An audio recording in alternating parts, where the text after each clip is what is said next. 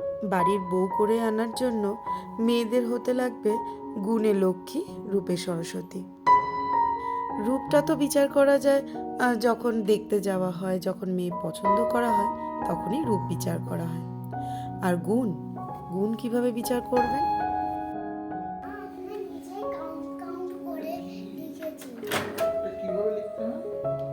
Hello everyone, আমি পিয়ালি আর আমার নতুন একটি ব্লগে আপনাদের সবাইকে ওয়েলকাম। কেমন আছেন আপনারা সবাই? আশা করছি আপনারা সবাই খুব ভালো আছেন। আমি কিন্তু ভালো আছি। আজ রবিবার আর আজ বিকাল থেকে আমি ব্লগটা শুরু করলাম। সকালবেলায় শুরু করতে পারিনি, জানেন তো। সকালবেলায় ইচ্ছা ছিল ব্লগ করার, কিন্তু একদমই সময় পেলাম না। আসলে ছেলে মেয়ে দুটোর খুব শরীর খারাপ, মেয়ের থেকেও ছেলে বেশি। ছেলের এত বেশি পেট খারাপ হয়েছে যে আর ব্লগ করতে পারলাম না। তাই ভাবলাম বিকালের দিকে ব্লগটা শুরু করি। আমাদের এখানে সন্ধ্যা এখনো লাগেনি, সন্ধ্যা লাগবে লাগবে করছে। সন্তু যাবে হাঁটতে, মানে একটু ইভিনিং ওয়াকে যায়। আসলে মর্নিং ওয়াক তো ওর হয় না, তার জন্য একটু ইভিনিং ওয়াকে যায়। তাই আমাকে বললো যে আমাকে একটু কফি করে দাও, আমি খেয়ে দিয়ে হেঁটে আসি, তারপরে একটু ফুচকা বানিও। কালকে আপনাদের ভিডিওতে দেখালাম যে সন্তু কিন্তু বাজার থেকে ফুচকা নিয়ে এসছে, তো সেটাই আজকে সন্ধ্যাবেলায় তৈরি করব। আর আমার তো ফুচকা ভীষণই প্রিয়। আমার কেন, আমার মনে হয় সব মেয়েদেরই ফুচকা ভীষণ প্রিয়। সবাই ওই ফুচকার লাইনে দাঁড়াতে কিন্তু বেশ ভালোবাসে, তার মধ্যে আমিও একজন। আমারও ফুচকা ভীষণ প্রিয়। আর ওই রাতের দিকে 8টা সাড়ে 8টা নাগাদ যদি আমি ফুচকা খাই, আমার কিন্তু আর রাতে আর কিছুই খাওয়া হবে না। ফুচকা খেয়েই রাত্রেবেলা ডিনার সারতে লাগবে। তাই ভাবলাম সংসারের সমস্ত কাজ সেরে তারপরে ফুচকাটা বানাবো। সন্তু গেছে ওদিকে হাঁটতে, এই ফাঁকে আমি মাম্মামকে একটু পড়িয়েও নিলাম। আর তারপরে বসে পড়েছি জামা কাপড়গুলো গুছিয়ে রাখতে। জামা কাপড়গুলো গুছিয়ে না রাখলে না, ঘর দুয়ারও যেন কিরকম অগোছালো লাগে। আর দেখবেন আমাদের সংসারে কিন্তু সব থেকে অগোছালো জিনিস এই জামা কাপড়গুলোই থাকে। আর দেখুন, আমার কিন্তু অনেক জামা কাপড়ই জমে গেছিলো গোছানোর জন্য। আসলে দুদিন ধরে না জামা কাপড় গোছানোই হচ্ছিল না। রোজই ভাবি আজকের গোছাবো না, থাক কালকে গুছিয়ে নেব। আর এই করে করে দুদিন আমার গ্যাপ হয়ে গেছে। আর যার জন্যেই জামা কাপড় আজকের কিন্তু অনেক হয়েছে। মাঝে মাঝে কিন্তু মনে হয় আমাদের অলসতার জন্যই আমাদের ঘরগুলো এত অগোছালো। কি জানেন তো, চেষ্টা করি গুছিয়ে রাখার, কিন্তু কখনো সখনো এত বেশি ক্লান্ত লাগে যে আর গোছাতে পারি না। আবার দুদিনে যদি ঘরটা অগোছালো হয়ে যায়, তখন নিজেরই মাথার মধ্যে একটা টেনশন চলে আসে যে কখন ঘরটা গোছাবো আর কখন সব জিনিসগুলো জায়গায় রাখবো। আসলে ঘর দর সুন্দর করে সাজিয়ে রাখলে না, দেখবেন নিজেরই কিন্তু থাকতে ভালো লাগে। আর এতেই কিন্তু নারীর পরিচয় পাওয়া যায়। কথায় কথায় আমার কিন্তু অনেকটা জামা কাপড় গোছানো হয়ে গেছে। আর এখন চলে এসেছি বাসনপত্র গোছাতে। না, আপনাদের কিন্তু পুরো জামা কাপড়গুলো গোছানো দেখাতে পারলাম না। আসলে আমার সব জামা কাপড়ই গুছিয়ে সুন্দর করে জায়গা মতন রেখে দিয়ে এসেছি। এখন চলে এসেছি বাসনপত্র গোছাতে।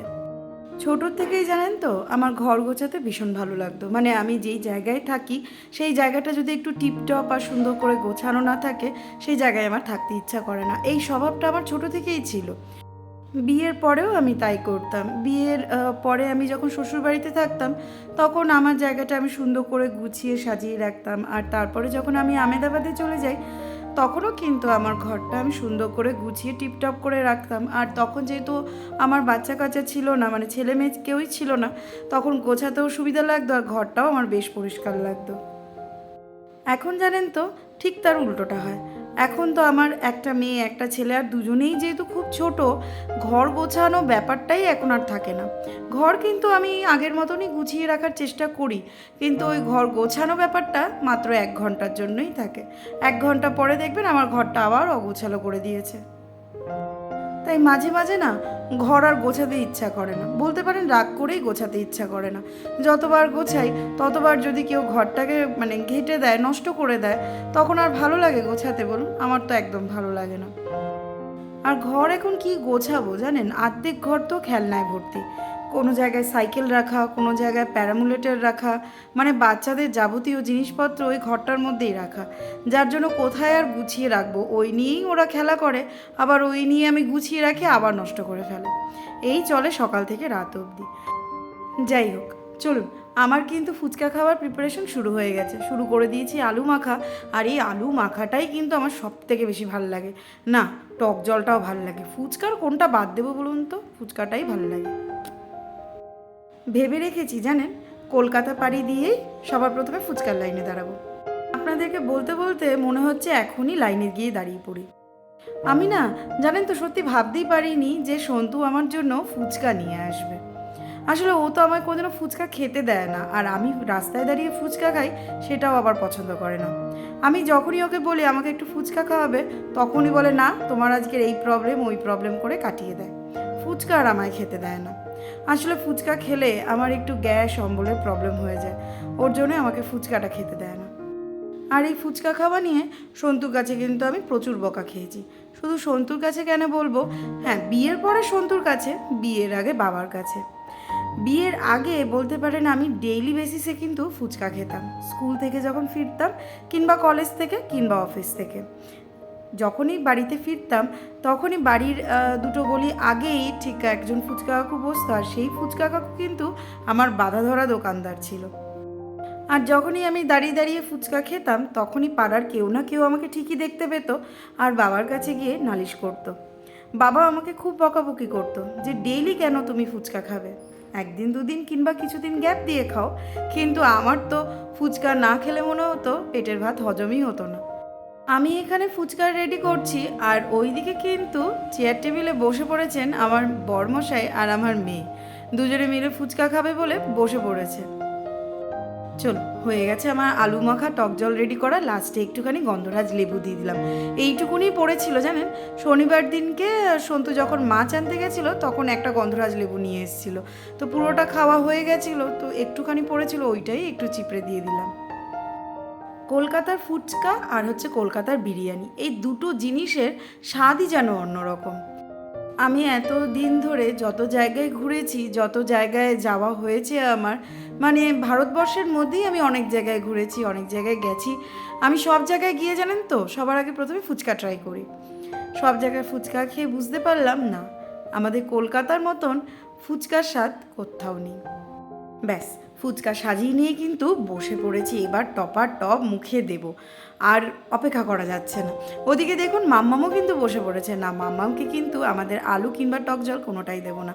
যেটা আপনাদেরকে দেখাইনি সেটা হচ্ছে মাম্মামের জন্য একটু আলু সেদ্ধ নুন দিয়ে মেখে দিয়েছি, আর সেটা দিয়ে ও ফুচকা একটু ভরি ভরিই খাবে। আসলে খুব বায়না করছিল যার জন্যই দিতে হলো। আমি তো ফুচকা খাচ্ছি, আপনারা বরঞ্চ একটা কাজ করুন, ভিডিওটা একটু লাইক করে দিন। ভালো লাগলে ভিডিওটা অবশ্যই একটা লাইক করবেন, আর যদি নতুন বন্ধু হন তাহলে চ্যানেলটাকে সাবস্ক্রাইব করে আমার পাশে থাকবেন। আমার রাতের খাবার কিন্তু এখানেই শেষ, কারণ ফুচকা খেয়ে আমি আর কিছুই খাবো না। তবে হ্যাঁ, মামা আর পাপানকে একটু ভাত খাইয়ে দেবো। ব্যাঙ্গালোরে ভেবেছি আর যে কদিন রয়েছি, মানে কলকাতার যাওয়ার আগে আর যে কদিন রয়েছি সে কদিন আর আমি ফুচকা খাবো না। যেদিন কলকাতায় যাব সেদিন একেবারে গিয়ে ফুচকা খাবো। ফুচকা টুচকা খেয়ে ছেলে মেয়েকে খাইয়ে দাইয়ে চলে এসেছি একটু মুখের ট্রিটমেন্ট করতে। যেহেতু এখন আমরা শুয়ে পড়বো, যার জন্যে ভাবলাম একটু স্কিন কেয়ার করে নিই, যার জন্যে একটুখানি টোনার অ্যাপ্লাই করছিলাম। এখনও রান্নাঘর পরিষ্কার করা হয়নি, রান্নাঘরটা পরিষ্কার করে তারপরে এসে শুয়ে পড়বো। চুলও বাঁধিনি এখনও, জানেন কিছুই হয়নি। এই কাজগুলো করে তারপরে রাতে শুয়ে পড়বো। চলো তাহলে আজকের ব্লগটা আমি এখানেই শেষ করছি। সবাই ভালো থাকবেন, সুস্থ থাকবেন, আর আমি চলে আসবো নতুন আরেকটা ব্লগ নিয়ে।